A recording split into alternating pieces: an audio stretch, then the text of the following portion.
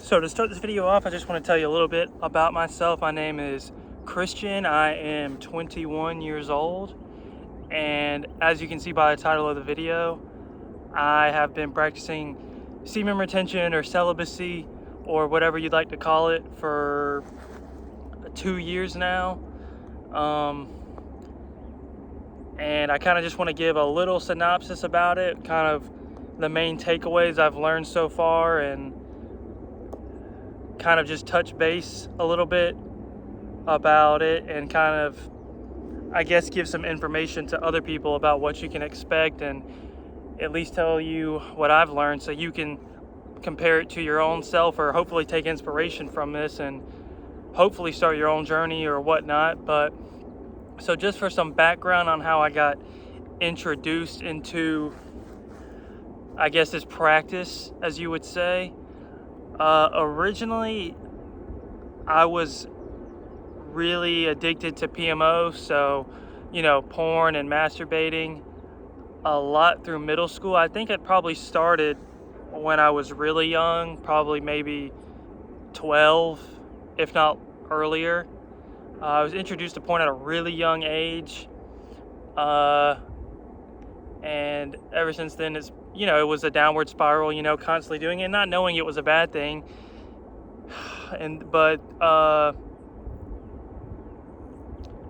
So then I continued with that up until, high school and everything, multiple times a day, if not, every day, multiple times a day, every day. And I didn't realize how much of a hold it had on me.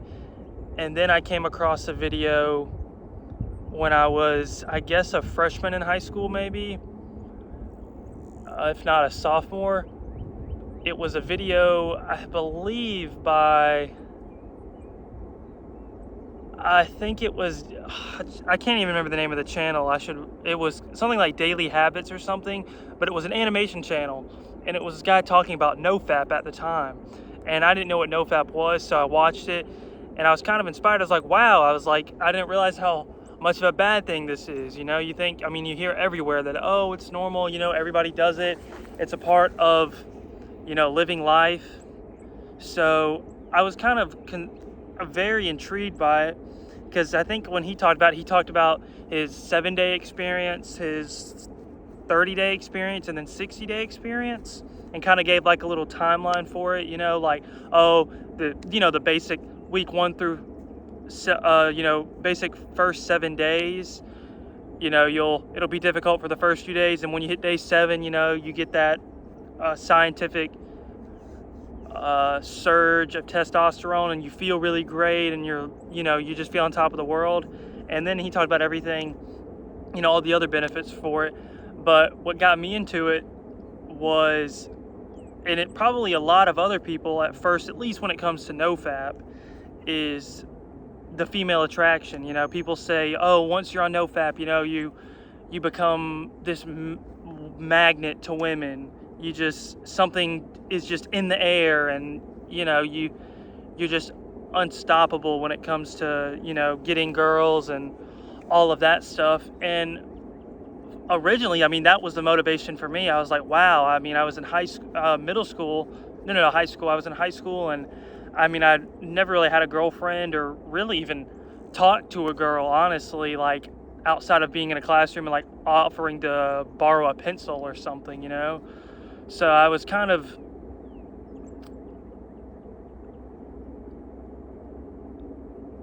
I guess, hooked on that idea. So I was like, wow, if this is what gets me girls, then I'll try it. And then that's how it started. So that was my main motivation. And I started, it was difficult because, like I had stated, I was doing it multiple times a day for years. So it was kind of like this foreign thing, like, oh, let me stop this thing I'm doing all the time. And it was kind of willy-nilly. I think, I probably struggled with it. I can't even remember now, but the first probably 3 days I probably struggled. But I remember getting to a week and really feeling great because I was like, oh my gosh, this is crazy. And I remember getting to a week, and I remember I had to restart the counter pretty much. I don't think saying relapse is a good thing.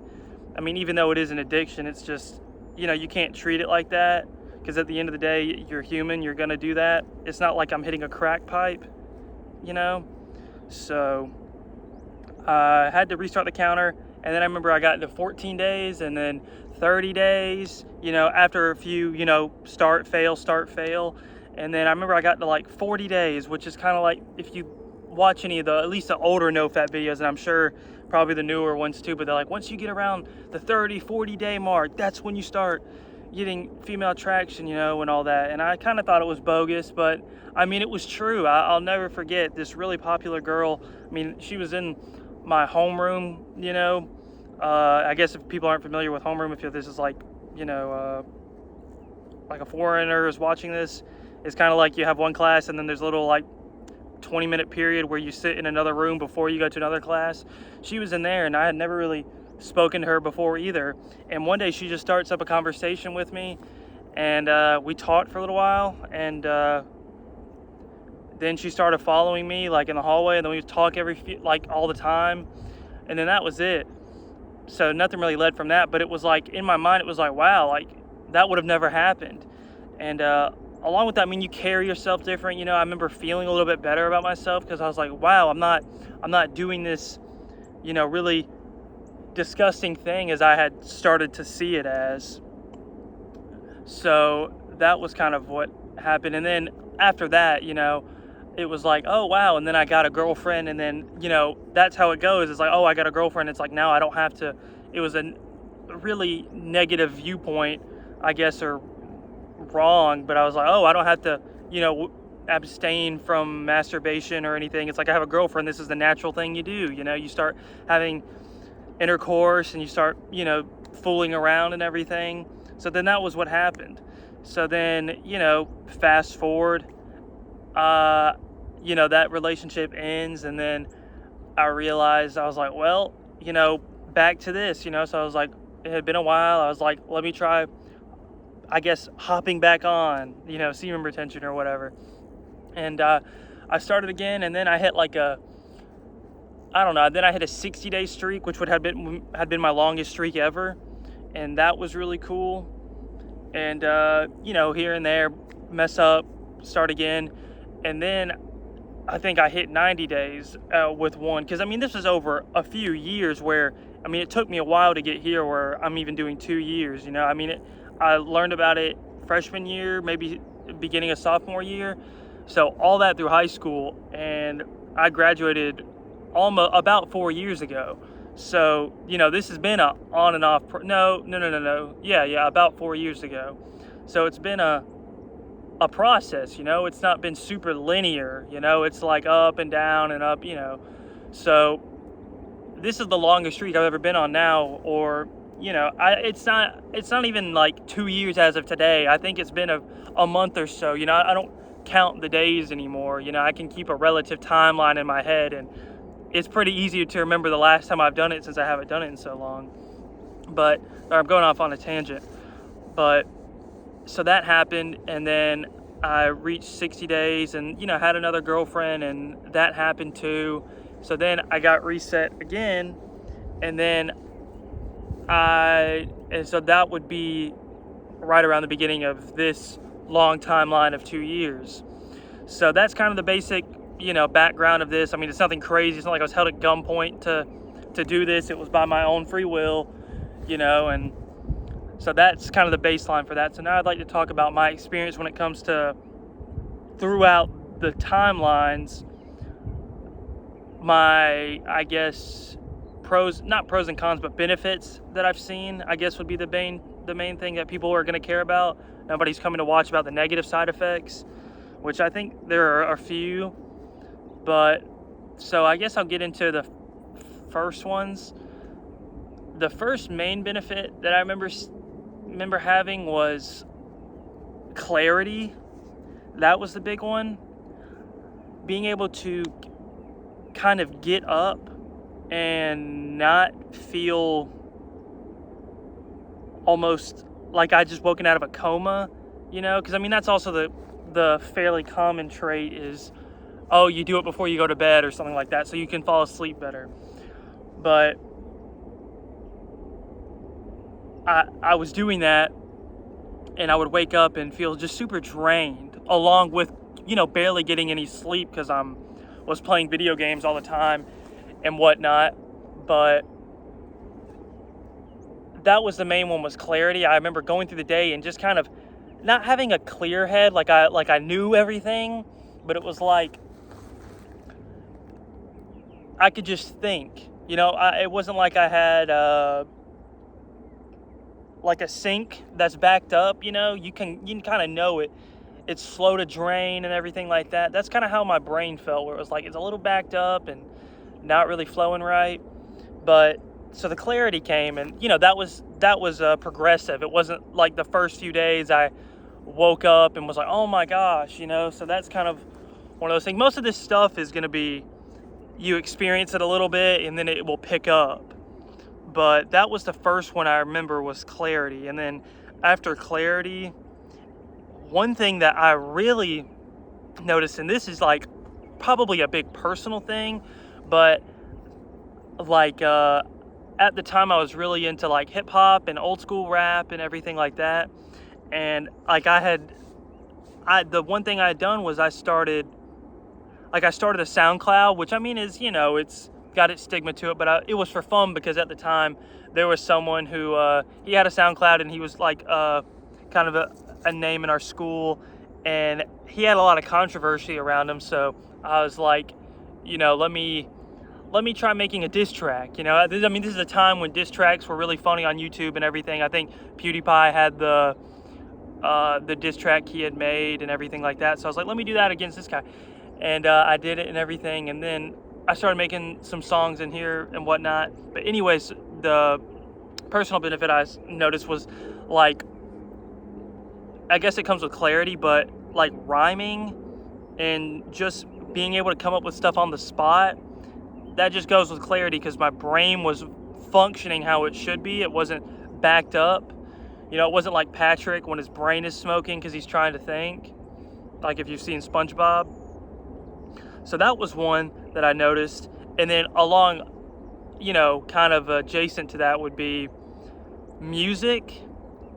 Music just took this leap when it came, and that's the same thing. I mean, it still affects me today with how much I enjoy music, but I just connect with music on such a different level. Like, it just, it can affect my mood, obviously, but it's almost like having a hug anytime I listen to any kind of music, just because the way it just affects my brain is, I can't live without music. That's something that this journey has made me realize, is music is just super important to me. But that was another benefit, was music. Another one that, and I don't have a list or anything, this is kind of just off the cuff, but I would say sleep was another one too, surprisingly enough, because you'd always masturbate or do, that routine before you would sleep so you could sleep better. But evidently, when you're not doing that and you don't feel super drained and you go to sleep, your body's actually able to recover properly. It's not trying to make up, your brain and body aren't trying to make up for the fact that you just had a child, you just gave off your seed to reproduce. I guess I'll get into that a little bit later, but sleep was better. I felt like my sleep was more nourishing. I woke up and felt better, which probably goes hand in hand with the clarity. That was one benefit, and then there's like the surface level benefits where you just feel a little more confident, you feel better, you're not as nervous, you carry yourself a little bit better. I remember one time there's a guy I worked with, and like I would just unknowingly walk with better posture and confidence.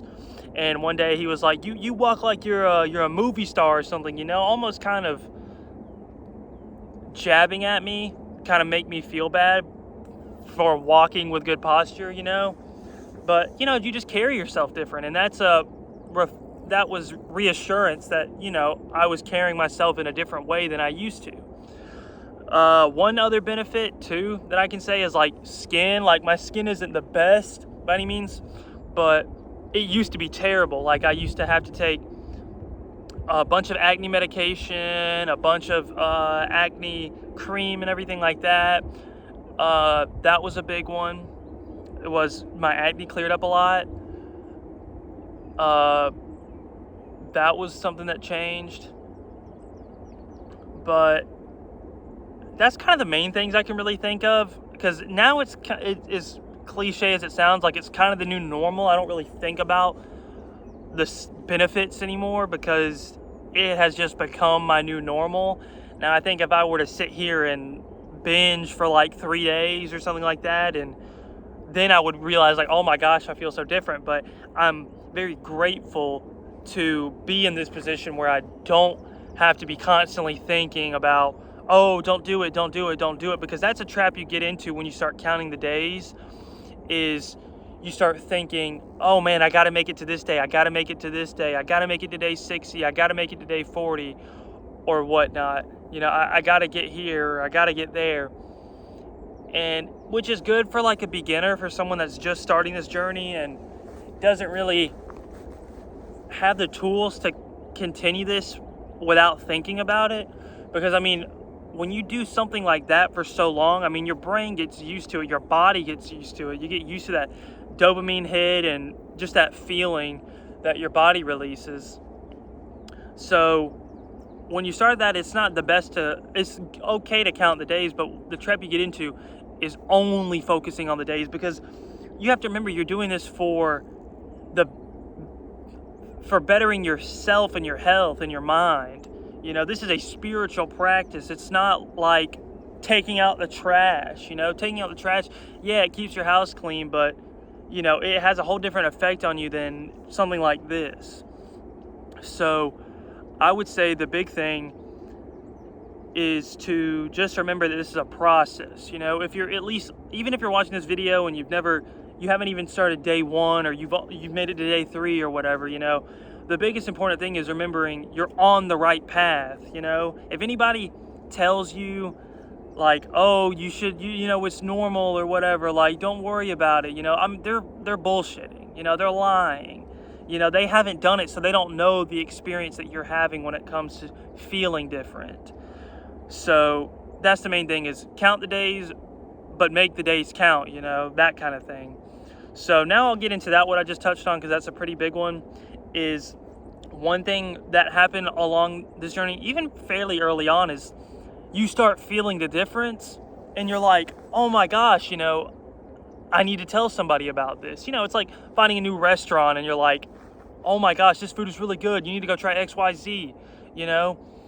So you try to tell somebody about it. At least I did. I told my friends about it because I'm in high school. All the kids around me, they're dealing with the same thing. If they're not, then they were super blessed, and I'm very very happy that someone started it even earlier than that. But that's kind of fairly uncommon, I would say, at least in Western tradition. So you try telling people about it and they kind of laugh at you. You start mentioning it and they're like, oh, they either laugh or they kind of look at you crazy, or they make you feel weird for it. That was the main thing. Was I would tell people about it and they were like, oh, that's weird, like why are you doing that to yourself? And which is kind of crazy if you think about it, because it's almost like you're telling people you're like gonna stop drinking water and stop eating. They're like, why would you do that to yourself? And it's just a crazy reaction to something. But that's the main thing I realized, was when you tell other people, they kind of look at you crazy, or which is not as bad, but it's in the same vein, because it's coming from a place of not wanting to listen or to change. It's telling somebody and they're like, oh wow, man, you're better than me, like I could never do that, which honestly I think making fun of it and kind of putting it down is not as bad, if not better, than someone saying I can't do that, because what you're trying to do is you're trying to pass that on to somebody and let them experience it, but they're saying I can't do that. They're not even like, at least you might plant the seed with the other people that laugh at you, at least they might take it in, and later on in their subconscious or something it's gonna come up. But with people that say I can't, then they're kind of screwed if you think about it, because they're saying I can't do that, I can't better myself, which is just, that's a terrible thing to say, but that's another discussion for another day. But the thing that's another experience you'll have, is people will kind of judge you for it, which they're naysayers. Don't get affected by it, because it is so worth it. It's almost like people say, you start investing $1 now, you won't, better to start today than not start at all, or what I think the saying is, the best time to start was yesterday, the second best is today, which is really true, especially with this, because the sooner you start it, the sooner you can break the habit of it. The longer you go on with this addiction, if you would like to call it that, the harder it is to beat. That's with anything. But that is something I would say. But kind of piggybacking off of that, it goes to neuroplasticity, your ability to change and break old habits. The younger you are, the easier time you're going to have, because those pathways in your brain aren't set in stone as much as they would be later on. So that's one big thing. And this was something that kind of took me a while to realize on why it was so important, but once I figured it out, it kind of sealed the deal for me. But it's the fact that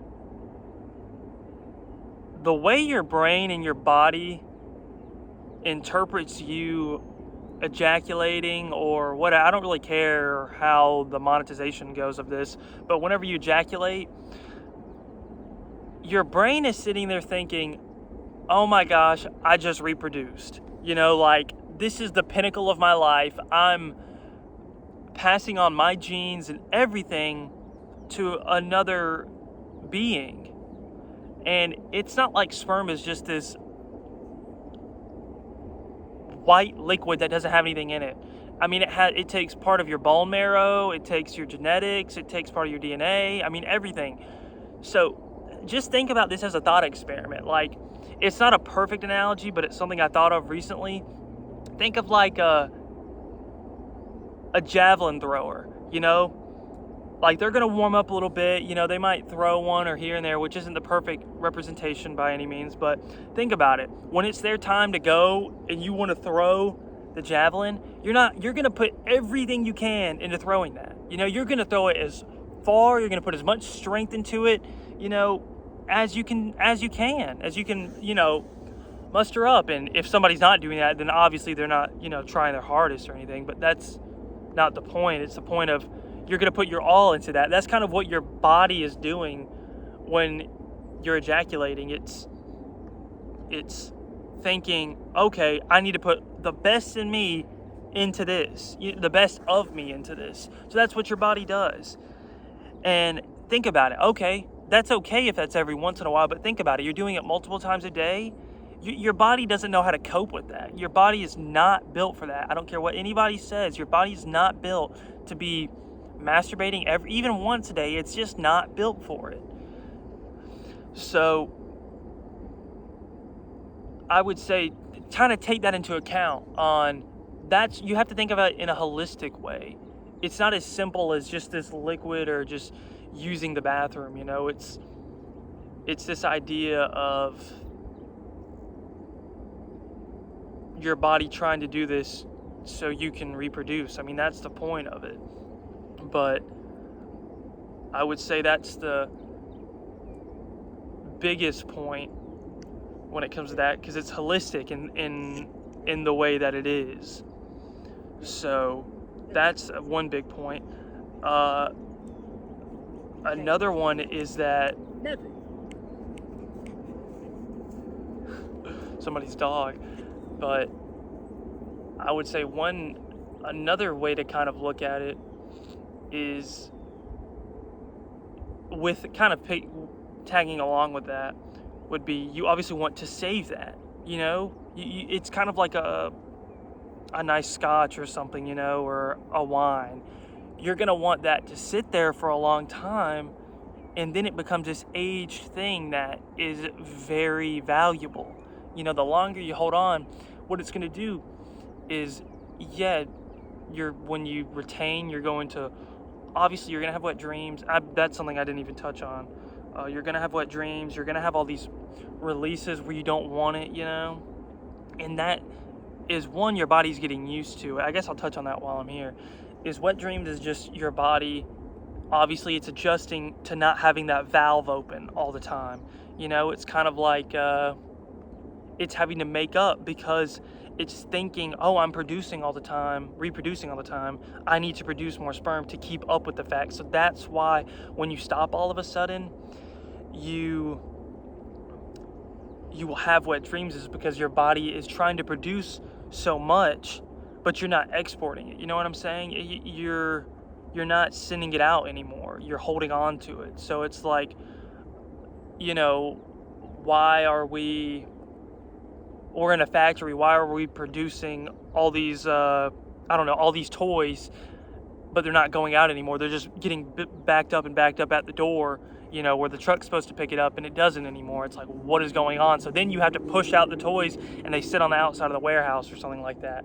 But that's that point. But with wet dreams, you have to realize that it's your sperm filtering at that point, because you don't have wet dreams as often the longer you go on. At least you shouldn't. If you're having a bunch of wet dreams, you're probably having a lot of sexual thoughts, which is kind of a whole nother discussion. You've kind of got to, that's another thing to work on. I can make a separate video for that. This is kind of hard to, in this short amount of time, I'm already at 30 minutes, to kind of break everything down, but I'll kind of finish up as I can.